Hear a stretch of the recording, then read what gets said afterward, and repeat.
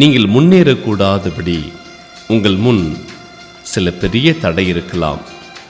நீங்கள் அதில் சிக்கி நின்று விட்டதைப் போல உங்களுக்கு தோன்றலாம்.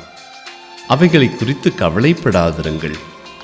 அவைகள் அனைத்தும் உங்களை உருவாக்கி இதுவரை வழிநடத்தி வந்த கடவுளுக்கு முன்பாக ஒரு பொருட்டே கிடையாது. விசுவாசித்து கொண்டே இருங்கள். கடவுளை புகழ்ந்து கொண்டே இருங்கள்.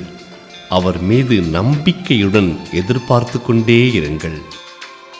உங்களால் சுயமாக செல்ல முடியாத நிலைகளுக்கெல்லாம் இறைவன் உங்களை அழைத்து செல்லப் போகின்றார். உங்கள் சொந்த பலத்தினால் எல்லாவற்றையும் செய்து கொள்ள முடியும் என்றால் உங்களுக்கு விசுவாசம் தேவையில்லை. சில சமயங்களில் உங்கள் விசுவாசத்திற்கு சவால் விடும்படியாக உங்கள் தரிசனத்தை நீட்டி பெரிதாக்க வேண்டும். கடவுளின் கரம் பெரும்பாலும் கண்ணுக்கு தெரிவதில்லை. ஆனால் அது ஒருபோதும் செயல் அற்றதாக இருப்பதும் இல்லை. விசுவாசத்தின் ஒரு பகுதியானது அறியாதவைகளிலும் அடியெடுத்து வைப்பது ஆகும். நமக்கு பயங்கரமாக தோன்றும் இடங்களிலும் மோசமான சூழ்நிலையிலும் கூட தேவன் இருக்கின்றார் என்பதே நற்செய்தியாகும்.